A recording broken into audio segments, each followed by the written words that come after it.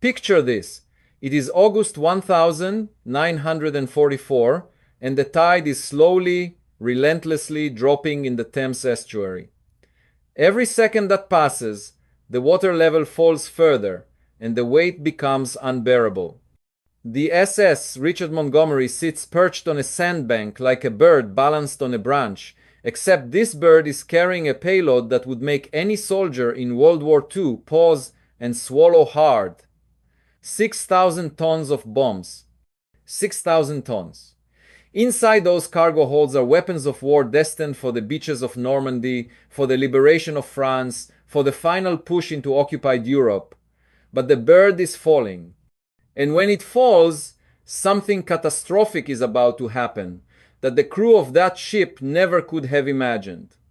8 decades later, a discovery made by modern researchers proves that what we thought we understood about this vessel has been fundamentally wrong all along. The story of the Richard Montgomery begins not in the Thames estuary, but on the other side of the Atlantic, in the shipyards of America during wartime. It was an era when the United States was making the impossible real. They were building ships faster than anyone had ever thought possible. The program was called the Liberty Ships, and it became one of the most ambitious industrial projects in human history. In 1943, the Richmond Shipbuilding Company in South Carolina launched a new vessel into the water. They called her the SS Richard Montgomery. She was built quickly, as all Liberty ships were, designed to be expendable, replaceable. The design was standard, the construction was rushed, and the quality was acceptable only because the war demanded speed over perfection. These ships were not built to last decades. By the summer of 1944, the momentum of the war was shifting. D-Day had happened just months earlier, and the Allies were pushing inland into France with relentless force. The supply lines stretched across the Atlantic were crucial. Every ship that sailed from America with ammunition and explosives was another step closer to victory. The Richard Montgomery was loaded at Hog Island in Philadelphia with over 6,000 tons of ordnance. The holds were packed methodically with cluster bombs, fragmentation weapons, high explosive bombs of various sizes, phosphorus incendiaries, and booster charges. This was the ammunition that would be used to soften German defensive positions, to support infantry advances, to drive the enemy back toward Berlin. On paper, everything looked routine. Another cargo ship, another load of bombs, another voyage across the submarine-infested Atlantic. The crew likely didn't think much about it. They had survived the crossing. They had made it to England. They were simply waiting for orders to proceed to France to unload the cargo. But something was about to go horrifically wrong. The Richard Montgomery anchored in the Thames estuary on August 20th to wait for a convoy to form. The anchorage was positioned near Sheerness, in shallow water, on what was known as the Norris Sands. The pilot and captain were experienced men. They had sailed these waters before. They would have known about the tides, about the sandbanks, about the treacherous geography of the estuary. What they could not have predicted was that the wind would turn against them with such fury that the anchor would drag so completely that the inevitable would become unstoppable. The ship began to move. It drifted toward the shallow sandbank, toward the gold clay bedrock beneath. As the tide fell away, the water level that had seemed deep enough suddenly became dangerously shallow. The massive weight of the vessel, nearly 7,000 tons of steel and cargo, settled onto the sand.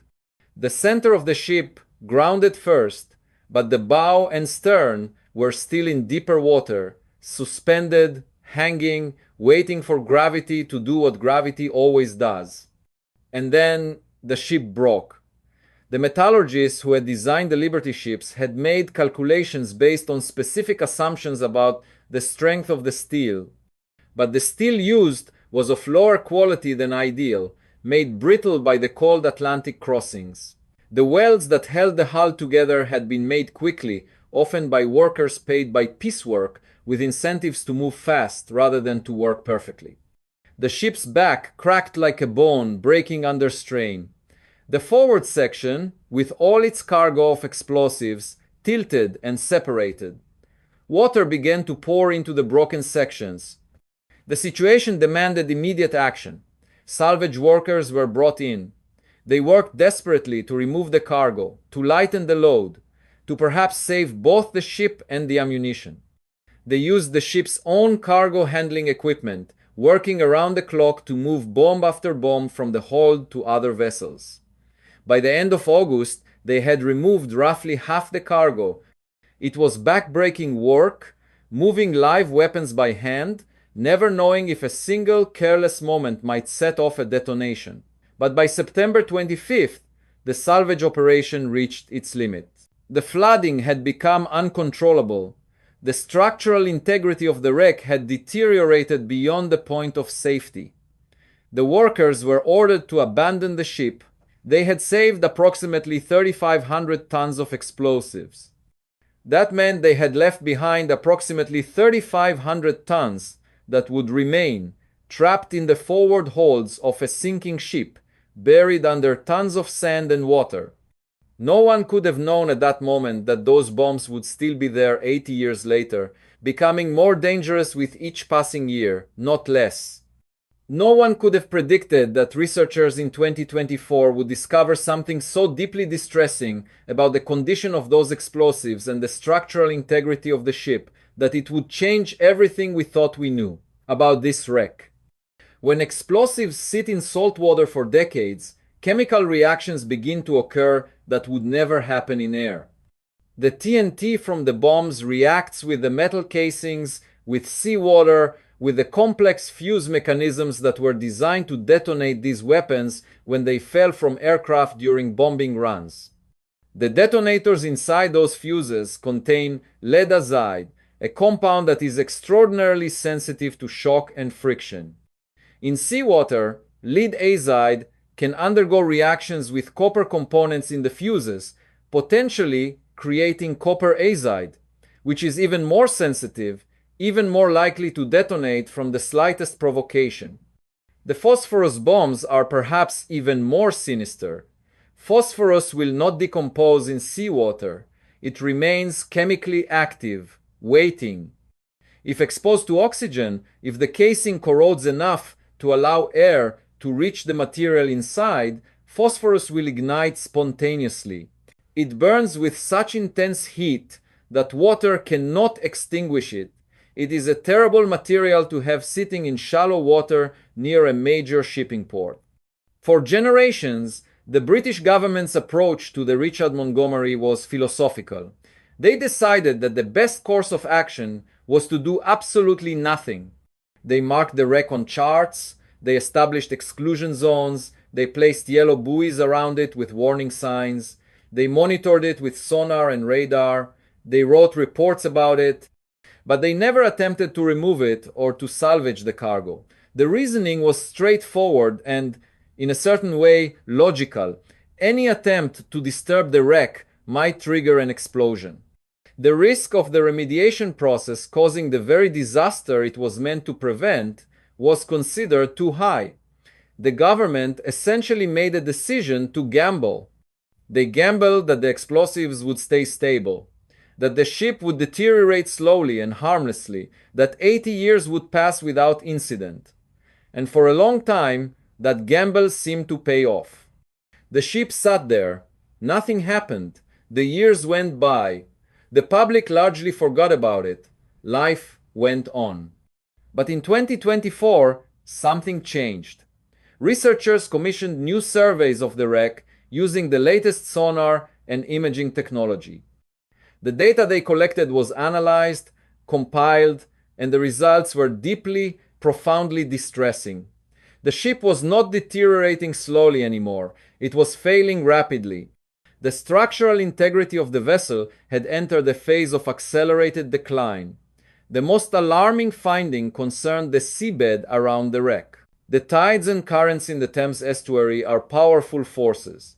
They have been scouring away the sand and sediment that surrounded the ship, undermining it, creating deep pits in the seafloor. In just a few months, the researchers found that sediment levels had dropped by over 7 feet in some areas.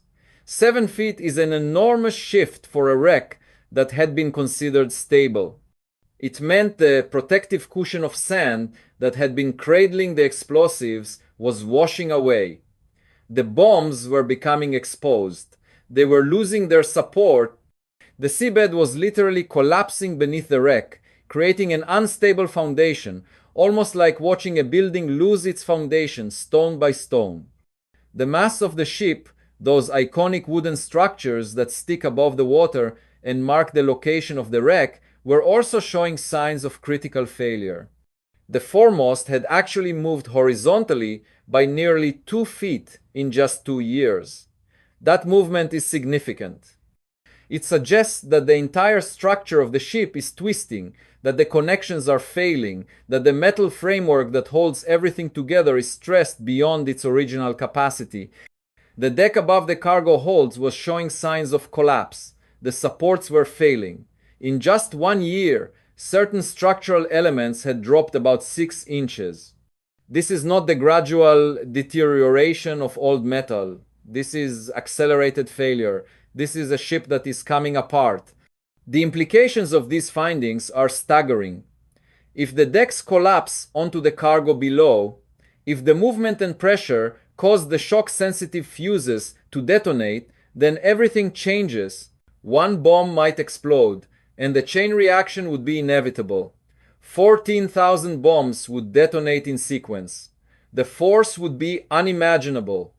The government's own calculations from 1970 predicted that such an explosion would create a column of water and debris nearly 10,000 feet high. A tsunami of approximately 5 meters would race up the Thames estuary.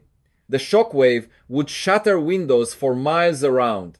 The blast would be felt across southern England. Gas mains would rupture, buildings would be damaged, the port facilities that handle some of Britain's most critical shipping traffic would be devastated, and all of this would happen in one of the most densely populated regions of the country. Yet, here is what is truly distressing. Despite these new findings, despite the clear evidence of accelerated deterioration, the government's response remains cautious, hesitant, and decidedly non-interventionist. The plan they have proposed is to cut down the masts, hoping that by removing that weight and the wind load they catch, it might stabilize the wreck and prevent further movement and deterioration. But even that limited intervention has been delayed. Why? Because the survey discovered 18 unidentified metallic objects in the sediment around the wreck. No one knows what these objects are. They could be additional bombs that fell during the sinking. They could be fragments of the ship itself. Until they are identified and understood, the authorities are paralyzed. They do not want to proceed with any work if they do not fully understand what is down there. This is where the story takes on a dimension of horror that most people don't fully comprehend. The SS Richard Montgomery is not sitting in isolation. It is not tucked away in some remote corner of the world where an explosion would be a tragedy but nothing more. It is sitting in one of the busiest shipping corridors on the planet, surrounded by critical infrastructure and dense population centers. The Thames estuary is one of the most heavily trafficked waterways in the entire world. Thousands of ship movements happen every single year. We are not talking about fishing boats or pleasure vessels. We are talking about massive container ships, tankers carrying refined petroleum products, bulk carriers loaded with raw materials and grain, and most disturbingly, supertankers carrying liquefied natural gas LNG. These are not ordinary ships. A LNG supertanker is a floating bomb in its own right, designed with multiple redundancies and safety systems because the cargo is so inherently hazardous. A single LNG supertanker carries the energy equivalent of several nuclear weapons. If one of those vessels was passing near the Montgomery at the exact moment the wreck decided to finally give up and detonate, the scenario would be one of absolute catastrophe. But the real danger is not the passing ships. The real danger is sitting less than 2 kilometers away on the Isle of Grain. It is a massive facility housing Europe's largest liquid natural gas storage. 4 massive storage tanks, each with a capacity of 190,000 cubic meters of liquefied gas. These are enormous vessels, big enough to hold the gas supplies that power much of southern England during the winter months. Nearby are 18 additional oil storage tanks. The facility handles the import, storage, and distribution of some of Britain's most critical energy resources. It is one of the most important pieces of national infrastructure in the entire country, and it is sitting right at the edge of what would be the blast radius of the Richard Montgomery if the wreck exploded. Now, when engineers talk about a potential explosion at the Montgomery, they use terms like controlled vocabulary and measured language. They talk about calculations and models. They have no choice. The alternative is to simply state the truth in plain terms, which is that nobody really knows what would happen. The government's calculations from the 1,970 seconds projected a water column rising 3,000 meters into the air, a tsunami 5 meters high racing up the estuary. But those were calculations made with 1,970 seconds computer technology and 1,970 seconds understanding of how explosions propagate through salt water and saturated sand. Modern computers might generate different numbers. The explosion could be larger, it could be smaller, but if the bomb load detonated directly, and if the energy propagated toward the Isle of Grain, and if the impact or the shock wave ruptured any of those massive storage tanks, then you would have a secondary explosion of absolutely staggering proportions. An engineer who has studied this scenario calculated that if the Montgomery detonated and triggered a cascade failure of the LNG facility, the resulting energy release would be equivalent to 160 Hiroshima atomic bombs, all detonating at once. 160. The explosion would consume all the oxygen from the ground upwards for several thousand meters. The fireball would be visible from dozens of miles away. The shock wave would shatter every window for miles. Buildings would collapse. The heat would be so intense that if you were miles away, you would be burned. An enormous cloud of carbon monoxide and other toxic gases would spread across the region, and depending on the weather conditions and the wind, it could take 30 minutes or more for fresh air to replenish the poisoned atmosphere. People would suffocate. Hospitals would be overwhelmed. The infrastructure of southern England would be in ruins. But here is the truly insidious part of this scenario. The government knows about it. Engineers have done the calculations. Academics have published papers. The risk has been known for decades. And yet the response has been to essentially do nothing. There are no evacuation plans. There is no emergency protocol. There is no movement toward actually dealing with the problem. The public has not been informed of the true magnitude of the risk. The people who live in Sheerness, who live in Southend, who live in the areas that would be most affected by such a blast, they do not know that they are living in the shadow of a potential disaster.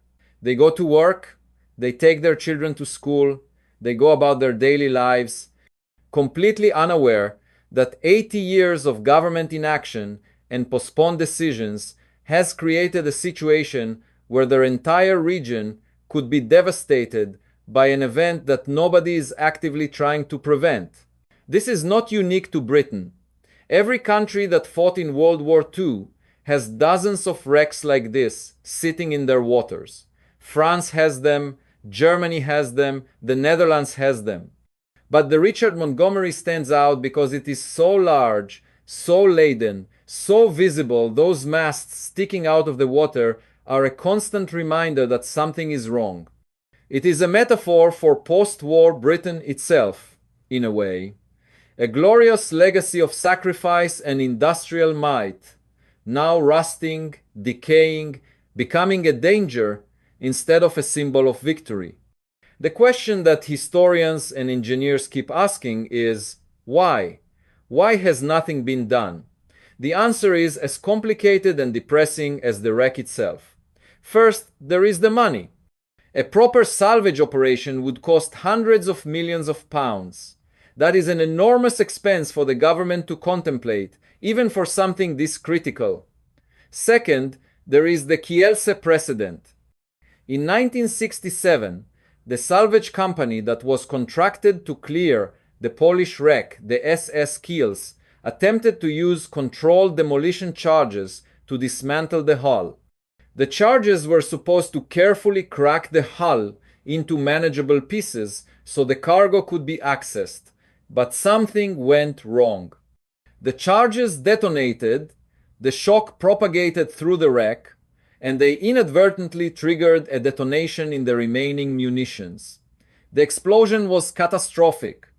It created a crater in the seabed 150 feet long, 67 feet wide, and 20 feet deep. The blast registered as a 4.5 magnitude seismic event. It was recorded by seismometers across Europe and North America. Windows and roof tiles were shattered in Folkestone, which is several miles away. The blast wave traveled for miles. Now here is the critical insight that explains why the government is paralyzed. The Kielce wreck was sitting in 90 feet of water. The Montgomery is sitting in only 50 feet of water, much shallower, much closer to the surface. The Kielce was further from any population centers. The Kielce carried less explosive material, and yet when they tried to salvage it, the attempt itself triggered the very explosion they were trying to prevent. The message was clear: the risk of doing something is greater than the risk of doing nothing. At least that was the calculation. At least that is what the government decided. So the policy became non-interference, monitor the wreck, keep ships away, track its deterioration, but do not disturb it. For decades, that policy seemed to work. The ship rusted quietly, the masts stood as grim sentinels, the explosives deep in the holds remained dormant. But the wreck was never truly stable, and it has never been truly safe. Every year, the environmental surveys show accelerating degradation. The deck is collapsing, the structure is failing, the seabed is eroding, the bomb load is becoming less stable, not more stable. The protective sand cushion is washing away, the supporting structures are giving way. The entire system is slowly transforming from a managed hazard into an active catastrophe waiting to happen. And the government's response to all of this, after 80 years, is to continue monitoring and to consider removing the masts. That is it, the masts. Remove the wind load, stabilize the wreck, maybe buy another decade of time. But the core problem remains. The bombs are still there. The degradation continues. The seabed erosion gets worse each year. The cascade risks grow. And no plan exists for what happens if the wreck becomes critically unstable before the relatively small mast removal project can be completed. In 2024, the discovery of the 18 unidentified objects essentially froze the entire remediation effort. The government, already paralyzed by the decision of what to do, was now faced with another layer of complexity. They did not know what those objects were. They could not assess the risk properly without understanding what they were dealing with. So they did what governments often do in the face of overwhelming complexity and risk. They delayed the decision. They formed new committees. They commissioned new studies. They promised action sometime in the future. But the future keeps getting closer, and the wreck keeps falling apart. This is the truly distressing thing that the 2024 survey revealed. It was not any single discovery or measurement that was shocking. It was the acceleration of the collapse. The data showed that the wreck was not degrading gradually over time. It was degrading at an increasing rate. The process is not linear. It is exponential. The supports that have been holding things in place are failing. Once they fail completely, the entire structure could give way very suddenly. There could be a cascading collapse in which the deck falls onto the cargo, the shock triggers the detonators, and the entire 1,400 tons of explosives detonate in one catastrophic instant. The probability of this happening is debated. Some experts say it is unlikely, some say it is a matter of time, but the key point is that no one actually knows. No one has been willing to spend the money and take the risk required to get down into the holds and see exactly what is happening with the cargo. Is it still stable? Are the detonators corroded but still viable? Have chemical reactions created more sensitive compounds? Has the phosphorus begun to degrade the bomb casings? These are not abstract questions.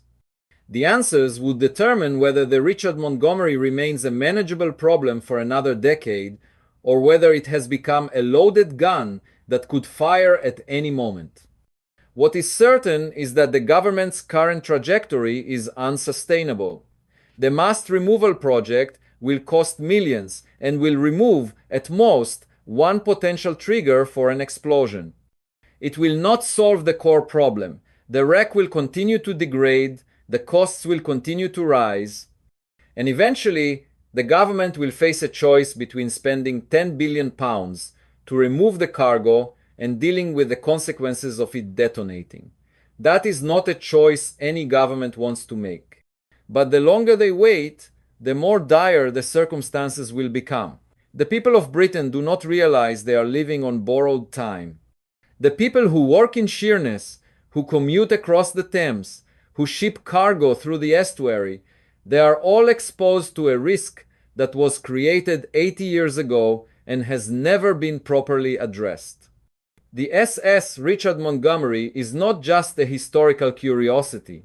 It is not just a dangerous wreck in the water. It is a monument to governmental inaction, to postponed decisions, to the terrible consequences of kicking problems down the road. And the really terrifying part is this: nobody alive today will ever have to make the final decision about what to do with it. That burden will fall on future generations.